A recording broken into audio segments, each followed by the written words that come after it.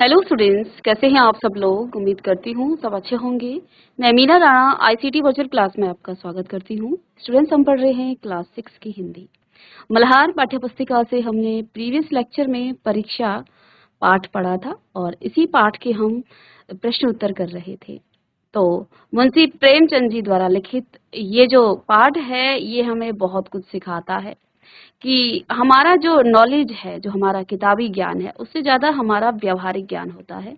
हमारा वास्तव में चरित्र कैसा है, हम किस अनुशासन से अपनी जीवनचर्या को या दिनचर्या को चलाते हैं, तो ये जो है महत्वपूर्ण होता है जीवन में। तो चलिए इसके आगे के प्रश्न उत्तर हम आज की क्लास में भी करेंगे। तो चलिए चलते हैं स्मार्ट बोर्ड पर। चलिए, तो प्रीवियस लेक्चर में बेटा हमने इसी पाठ के कुछ प्रश्न उत्तर किए थे। अब यहाँ से आगे हम प्रश्न उत्तर करेंगे। तो जैसा कि यहाँ पर आपको कुछ समस्याओं का समाधान करने के लिए कहा गया था कि इस पाठ में कुछ समस्याएं हैं और उनका समाधान भी आपके सामने दिया गया था। तो इस पाठ में कुछ समस्याएं थी, मतलब कि जैसे राजा के सामने एक समस्या थी, है ना। साथ में उसके बाद जो दीवान थे उनके सामने क्या समस्या थी।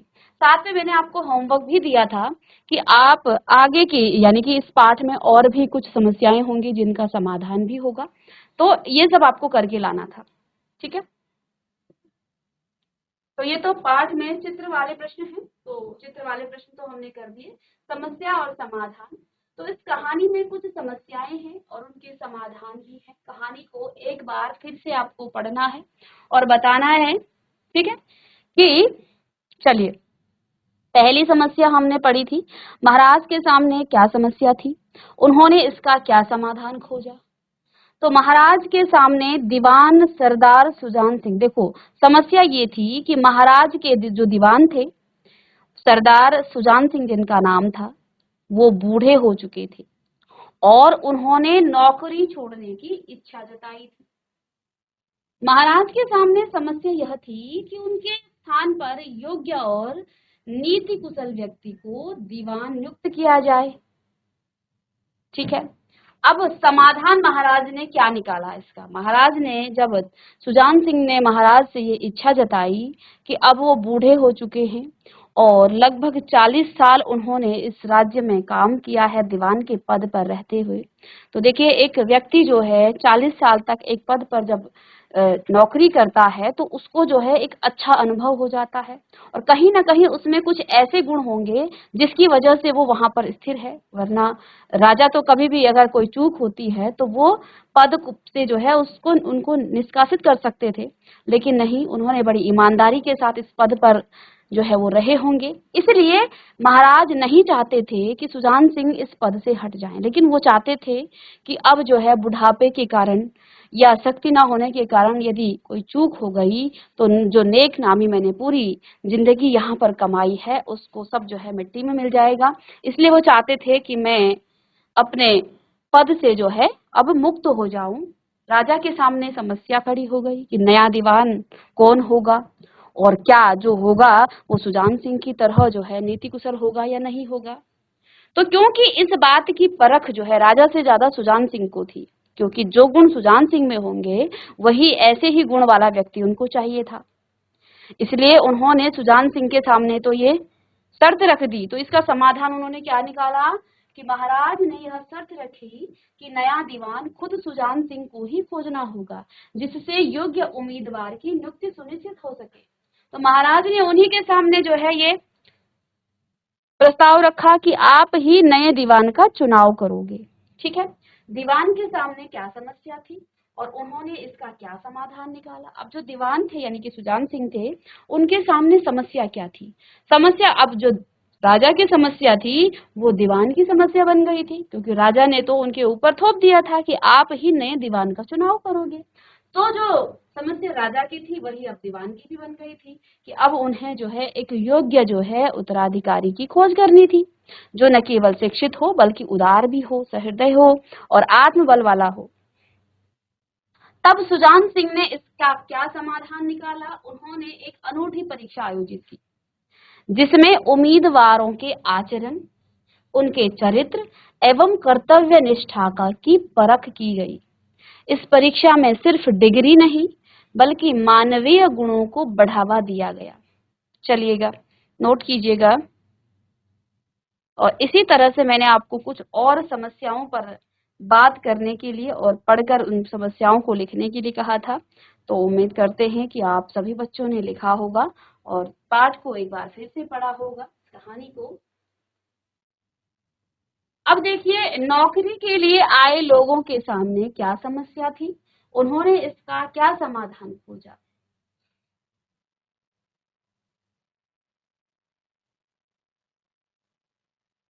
चलिए, तो जो नौकरी के लिए लोग आए थे उनके सामने क्या समस्या थी और उन्होंने इसका क्या समाधान खोजा। चलिए,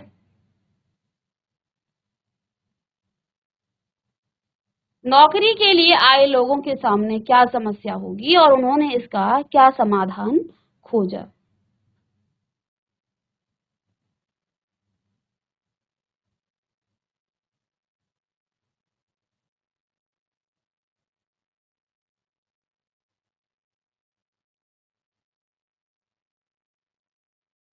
तो देखिए, समस्या ये थी कि जो नौकरी के लिए आए हुए उम्मीदवार थे, उन लोगों को नहीं पता था कि इस परीक्षा में किस प्रकार का आचरण उन्हें सफल बनाएगा, क्योंकि कहा तो ये गया था कि उनकी दिनचर्या को देखा जाएगा, आचार विचार को देखा जाएगा।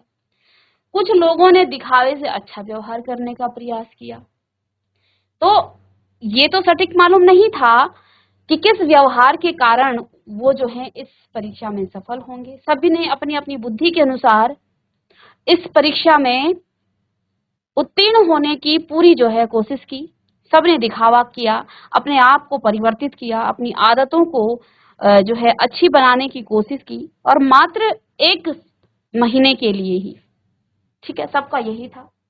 समाधान क्या हुआ, कई उम्मीदवार दिखावे के लिए अच्छे आचरण का प्रदर्शन करते रहे। तो कई जो उम्मीदवार थे उनको पता था, उनको बस इतना सुनाई दिया था कि एक अच्छे आचार व्यवहार वाले व्यक्ति को ही इस पर जो है, इस पद पर जो है ये पद उसे मिलेगा। लेकिन सच्चे गुणों की परख के लिए अनजाने में ही असली परीक्षा हुई, जिसमें जानकी नाथ सा ने दया, साहस और कर्तव्य निष्ठा जो है दिखाकर सफलता प्राप्त की। लेकिन ये तो जानबूझकर किए गए गुण थे, कि मतलब आप दिखा रहे हो कि मैं इधर ये काम कर रहा हूं, मैं ऐसा, लोगों को दिखा रहे हैं, आचरण अपना अच्छा कर रहे हैं।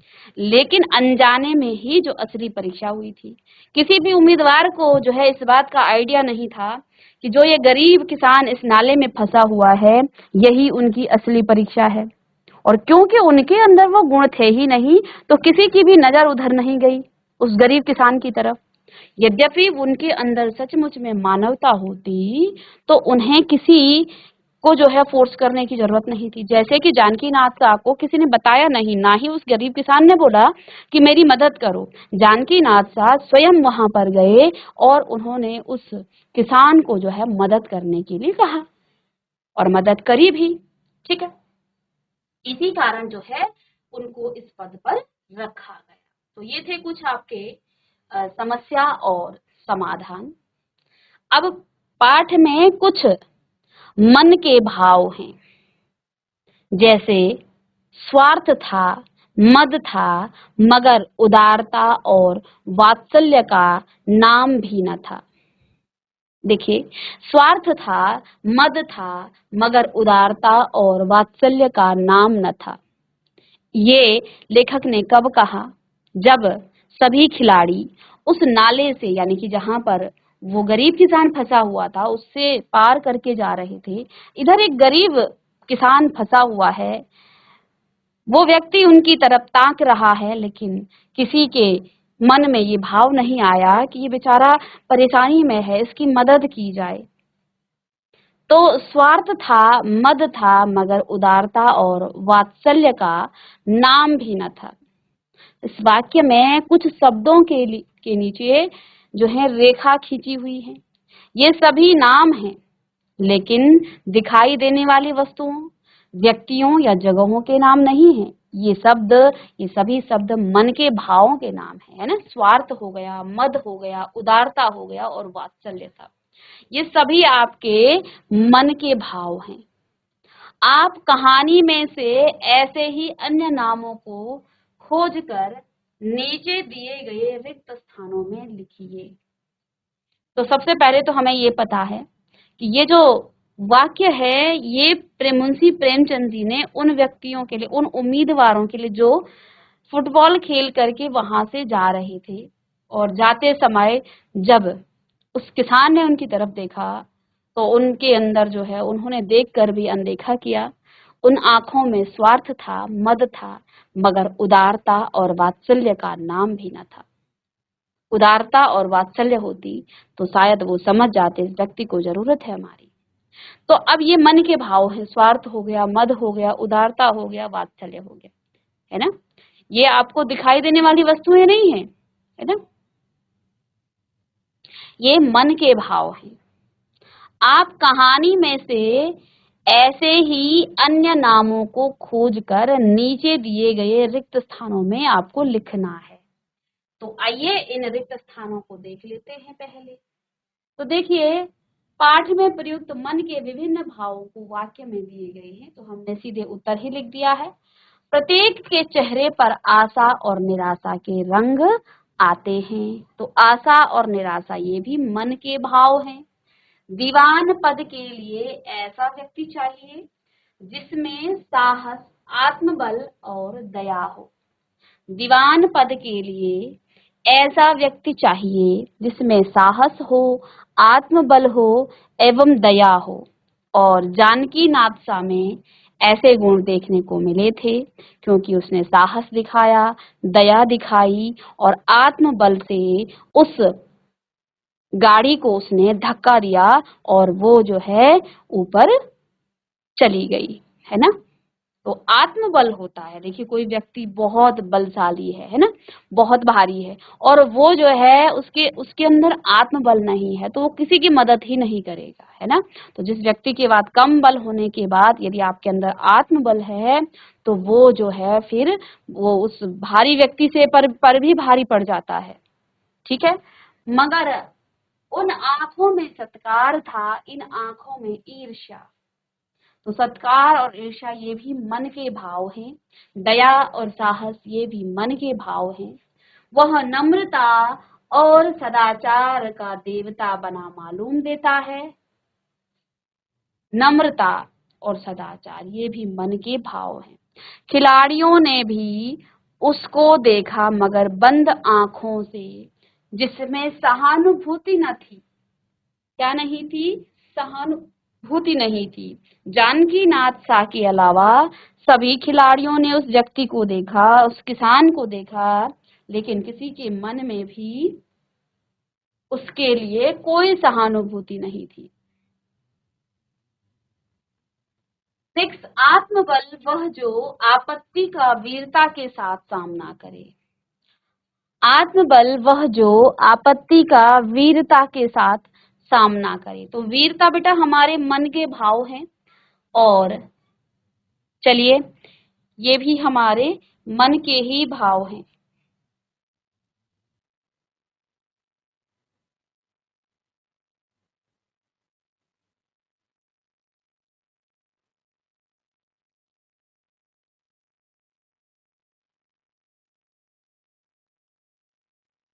चलिए स्टूडेंट्स, तो देखिए भावों के नाम, हमारे मन के जो भाव हैं वो कौन कौन से हैं। देखिए दया हमारे मन का भाव है, दया हमारे मन के भाव हैं। ईर्ष्या भी मन के ही भाव हैं। हम निराश होते हैं तो ये मन का ही एक भाव है। साथ में साहस जब आप दिखाते हैं तो मन का भाव है। और अगर आपके मन में जो है साहस, आगे सभी भाव हैं, साहस हो गया, नम्रता, वीरता, सहानुभूति, ये सभी हमारे मन के भाव हैं। ये सभी हमारे मन के भाव हैं। और चलिए, तो जब तक हमारे मन में ये भाव नहीं होंगे तो ना तो दया उत्पन्न होगी, ना ईर्ष्या होगी, ना निराशा, साहस, नम्रता, वीरता, सहानुभूति, है ना। तो इसमें जो नकारात्मक भाव है, ईर्ष्या हो गया और निराशा हो गई। और ये सभी आपके सकारात्मक हैं। दया हो गई, सहानुभूति हो गया, वीरता हो गया, नम्रता हो गया और साहस, ये सभी आपके सकारात्मक भाव हैं। इसमें नकारात्मक आपका क्या है, ईर्ष्या और निराशा। ये भाव हमारे होने भी नहीं चाहिए, है ना, पर जिसके भी आते हैं मन में ही ये भाव आता है, और ये भावनाएं हमें अपने मन में नहीं रखनी चाहिए। किसी के प्रति ईर्ष्या का भाव हमारे अंदर ना हो, यही हम प्रभु से इच्छा करेंगे और प्रभु से प्रार्थना करेंगे कि ईर्ष्या और निराशा जैसे भाव जो है किसी के भी मन में ना हो। तो चलिए नेक्स्ट प्रश्न, विपरीतार्थक शब्द, विपरीत अर्थ वाले। विपरीतार्थक का अर्थ होता है विपरीत अर्थ वाले। विद्या का कम परंतु कर्तव्य का अधिक विचार किया जाएगा। कम का विपरीत अर्थ देने वाला शब्द है अधिक। इसी प्रकार के कुछ विपरीत तार्थक शब्द नीचे दिए गए हैं, लेकिन वे आमने सामने नहीं है। रेखाएं खींचकर विपरीत तार्थक शब्दों के सही जोड़े, जिसको आप विलोम शब्द भी कहते हैं, है ना। विपरीत अर्थ वाले, विलोम का अर्थ भी होता है उल्टा, विपरीत अर्थक का होता है कि विपरीत अर्थ वाला, यानी कि कम का मतलब थोड़ा हो जाता है, अधिक का मतलब ज्यादा हो जाता है। तो ये एक दूसरे के बिल्कुल अपोजिट हैं, बिल्कुल जो है विलोम में है, विपरीत अर्थ वाले हैं, ठीक है। अब यहाँ पर आपके सामने दो स्तंभ बनाए गए हैं। स्तंभ ए में आपके शब्द हैं और आगे उनके विपरीत अर्थ वाले शब्द हैं। तो जैसे आना हो गया, गुण हो गया, है ना, और आदर, स्वस्थ, कम, दयालु, योग्य और हार। तो देखो, आने का हो जाएगा जाना, गुण का हो जाएगा अवगुण, आदर का हो जाएगा निरादर, स्वस्थ का हो जाएगा क्या, अस्वस्थ, कम का हो जाएगा अधिक, है ना, और दयालु का अर्थ क्या हो जाएगा, दयालु का यहाँ पर क्या दिया जाएगा, निराशा, या योग्य का अयोग्य, हार का जीत, है ना। तो ये आपके हैं और यहाँ पर हमने अर्थ लिख करके आपके सामने दिए गए हैं। तो पहले का आने का जाना, ये तो सभी जानते हैं। गुण अवगुण तो लिख लीजिएगा आप, विलोम शब्द या विपरीत अर्थक शब्द, विपरीत अर्थ वाले शब्द, है ना। चलिए, विपरीत अर्थ वाले शब्द, स्वस्थ का अस्वस्थ, कम का अधिक, दयालु का निर्दयी, योग्य का अयोग्य, हार का जीत, आशा का निराशा। अब यहाँ पर देखिए कहावत, कुछ कहावतें होती हैं आपके घरों में भी, आपके पेरेंट्स, आपकी दादी नानी, ये कहावतें आपने देखा होगा, पुराने लोग ज्यादा कहावतें कहते हैं। जो चलिए, गहरे पानी में बैठने से ही मोती मिलता है, यह वाक्य कहावत है। इसका अर्थ है कि कोशिश करने पर ही सफलता मिलती है। ऐसी ही एक और कहावत है, जिन खोजा तिन पैया, गहरे पानी पैठ, अर्थात परिश्रम का फल अवश्य मिलता है। तो देखिए, कहावतें ऐसे वाक्य होते हैं जिन्हें लोग अपनी बात को और अधिक प्रभावशाली बनाने के लिए प्रयोग करते हैं। आपके घर और पास पड़ोस में भी लोग अनेक कहावतों का प्रयोग करते हैं। जैसे जो है, कई बार बच्चे जो हैं बार बार बहाने बनाते हैं कि ये था तब मैं ये नहीं कर पाया, तो मम्मी पापा क्या कहते हैं या दादा दादी क्या कहते हैं, नाच न जाने आंगन टेढ़ा, यानी कि आपको नाचना तो आता नहीं है, आप आंगन को कह देते हो कि वो टेढ़ा है, यानी कि काम आपको स्वयं नहीं आता है, दूसरे पर आप दोष डाल देते हो, है ना। तो आपके घरों में भी आपकी नानी, दादी, दादा, ये सभी लोग जो है अनेक कहानी कहावतें कहते हैं। तो आपने करना क्या है ना, अनेक कहावतों का उपयोग करते हैं। तो नीचे कुछ कहावतें और उनके भावार्थ दिए हैं। आप इन कहावतों को कहानी से जोड़कर अपनी लेखन पुस्तिका में लिखिए। जैसे अधजल गगरी छलकत जाए, बहुत ही फेमस कहावत है। जिसके पास थोड़ा ज्ञान होता है ना, वह उसका दिखावा करता है। और आपने देखा होगा, जो व्यक्ति जो है सच में ज्ञानी होता है, वो दिखावा नहीं करता है, वो हमेशा मौन रहता है, चुप रहता है। तो अधजल गगरी छलकत जाए, जिसके पास थोड़ा ज्ञान होगा वो बहुत ज्यादा बोलेगा। तो जो ज्यादा बोलता है तो आप समझ लेना कि इसके पास अधिक ज्ञान नहीं है, कम ज्ञान है। और भरा हुआ घड़ा जो है कभी भी छलकता नहीं है, वो जो है हमेशा स्थिर रहता है। जिस प्रकार से आपने देखा होगा कि जिस पेड़ में 2-4 फल लगे रहते हैं तो वो पेड़ बिल्कुल सीधा खड़ा रहता है, और जो पेड़ बहुत फल से जो है, देखो चाहे वो संतरा हो, आम हो, कोई भी फल का जो पेड़ है जिसमें बहुत अधिक फल लगे होते हैं तो वो हमेशा झुका रहता है। तो झुकने से, और जो आधे ज्ञान वाले व्यक्ति होते हैं उनको लगता है कि झुकने से हमारी इमेज खराब हो जाएगी, लोग हमें क्या कहेंगे। नहीं, आप उतना झुकोगे जितना आपके अंदर ज्ञान समाहित होगा, जितने आप ज्ञानी बनोगे उतना ही आप में विनम्रता आएगी, उतने ही आप क्या होंगे, झुकेंगे उस पेड़ की तरफ। क्योंकि अगर 2-4 फल जिस पेड़ में लगे होंगे तो वो पेड़ बिल्कुल सीधा खड़ा होगा अपनी अकड़ में, ठीक है ना। अगर कोई पेड़ है और उसमें 2-4 ही फल लगे हैं, है ना, 2-4 ही फल लगे हैं तो बिल्कुल सीधा खड़ा रहेगा वो, ठीक है। लेकिन वही पेड़ अगर फलों से लग जाए तो उसकी हर डाल झुकी रहती है, क्योंकि उसमें फल लगे हैं, वो अपने ही फलों की वजन से जो है झुका रहता है। तो जो व्यक्ति ज्ञानी होता है वो अपने ज्ञान के प्रभाव से झुका रहता है, नम्रता उसमें आ जाती है। तो अध जल गगरी छलकत जाए, थोड़े ज्ञान वाले व्यक्ति जो है क्या करता है, उसका दिखावा करने लग जाता है। अब पछताए होत क्या, जब चिड़िया चुग गई खेत। अब कोई काम जो है समय निकलने के बाद आप पछतावा करके कोई फायदा नहीं है। तो कभी भी कोई काम करते हो तो उस काम को करने से पहले उसका परिणाम सोचिए कि इस काम को करने के बाद क्या इसका परिणाम होगा, क्या इससे जो है रिजल्ट इसका आएगा, कहीं इससे कोई गलत तो नहीं हो रहा है, कहीं इसके बाद मुझे इसका। तो बाद में पछतावा करने के बजाय किसी भी काम को करने से पहले सोच विचार कीजिए, और सोच विचार से किया हुआ काम हमेशा जो है आपको सफलता की रास्ते पर ले जाता है। एक अनार 100 बीमार। अगला है एक अनार 100 बीमार, अर्थात कोई ऐसी एक चीज जिसको चाहने वाले अनेक हों, है ना, कोई ऐसी चीज जिसको चाहने वाले अनेक हों। जैसे यहाँ पर देखिए, ये जो परीक्षा थी, पद एक था दीवान का, और देश विदेश से अनेक प्रकार के युवा यहाँ पर इस एक पद के लिए आए थे, है ना। तो कोई एक चीज जिसको चाहने वाले अनेक थे, तो दीवान पद का सभी चाहते थे कि उनको दीवान पद मिल जाए। तो एक अनार 100 बीमार, और यहाँ पर जो है असंख्य इसमें क्या आ गए थे, उम्मीदवार आ गए थे। जो गरजते हैं वो बरसते नहीं हैं, जो अधिक बढ़ चढ़कर बोलते हैं वो काम नहीं करते हैं। हमेशा जो काम करने वाला व्यक्ति होता है वो क्या करता है, वो बिल्कुल शांत रहकर अपना काम करता है, और जो अधिक बोलते हैं वो काम नहीं करते हैं। तो जो गरजते हैं वो बरसते नहीं हैं। बादलों के लिए भी कहा गया, आपने देखा भी होगा। अब आजकल जैसे सावन है, बारिश हो रही है, लगातार बारिश हो रही है, तो आपको बादलों की गर्जना बहुत कम सुनाई देगी, क्योंकि आजकल वो बादल बरसात कर रहे हैं।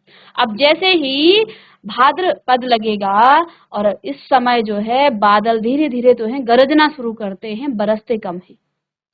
तो जो गरजते हैं वो बरसते नहीं है, है ना। तो बादल के लिए भी ऐसा है, बादलों को भी देखा होगा, ये आप प्रैक्टिकली भी देखना।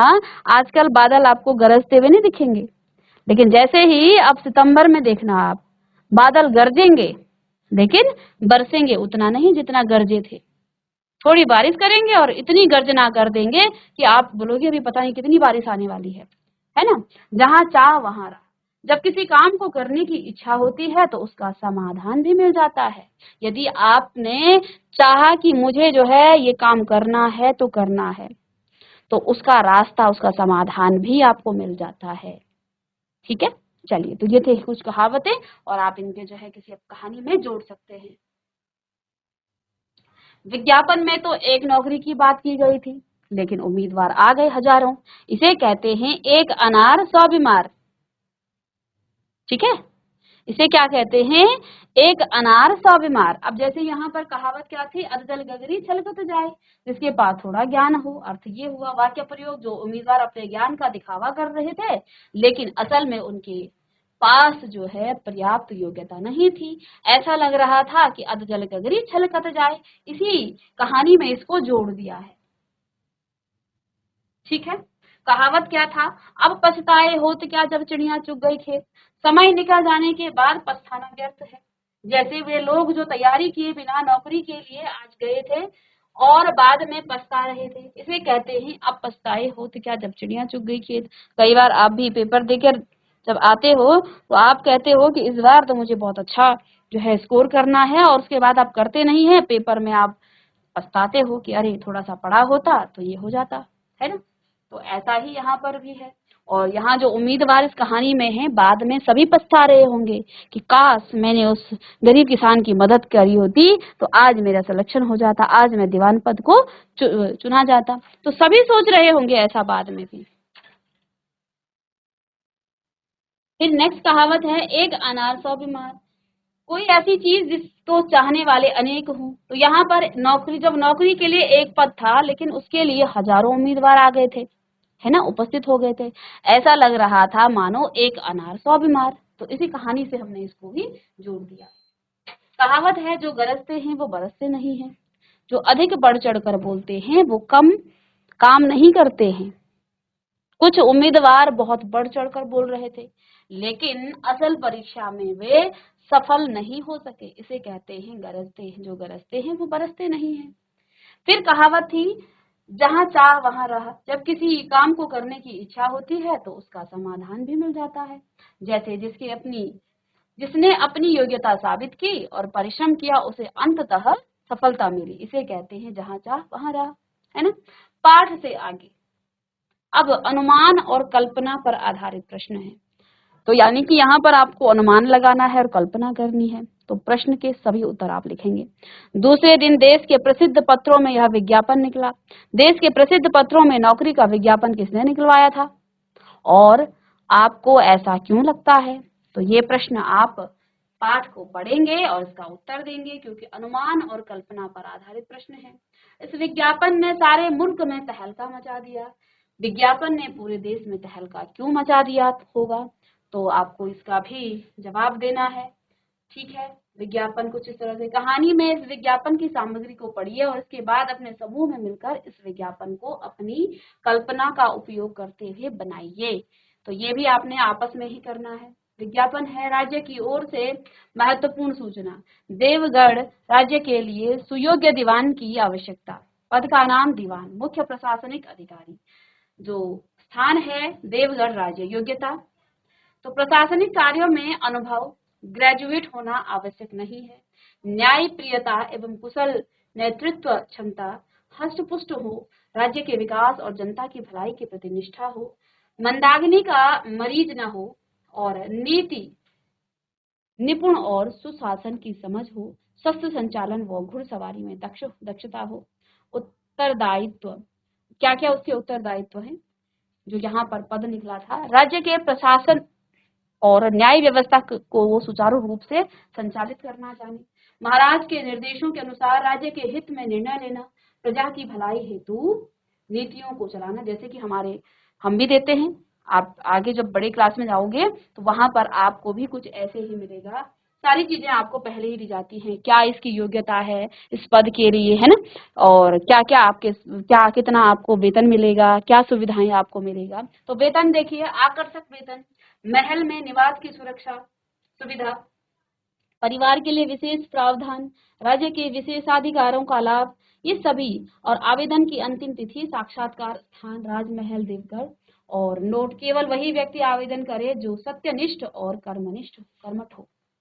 तो ये जो है इस तरह से आवेदन बनाया गया सुजान सिंह द्वारा, और इस पद के लिए जो है देश के तमाम लोग यहाँ आते हैं और अपनी योग्यता जो है दिखाते हैं। आवेदन भेजने के लिए संपर्क करें, ये सारी चीजें यहाँ पर इस तरह से निकाला गया। आपने भी अपने आसपास दीवारों पर, समाचार पत्रों पर या पत्रिकाओं में, मोबाइल फोन या दूरदर्शन पर अनेक विज्ञापन देखे होंगे। आपने किसी मनपसंद विज्ञापन को अपने किसी मनपसंद विज्ञापन को याद कीजिए और आपको वह अच्छा क्यों लगता है सोचकर अपने समूह में बताइए। अपने समूह के बिंदुओं को लिख दीजिए। तो ये सब आपको अपने ही अनुभव पर लिखना है, क्योंकि प्रश्न ही आपका अनुमान और कल्पना पर है। तो ये आपने अपने विचार से लिखना है। अब हम नेक्स्ट क्वेश्चन जो है आपके नेक्स्ट लेक्चर में करेंगे। चलिए, तो बच्चों आज की क्लास में भी हमने परीक्षा से कुछ प्रश्न किए हैं। अब नेक्स्ट क्लास में आगे के प्रश्न करेंगे।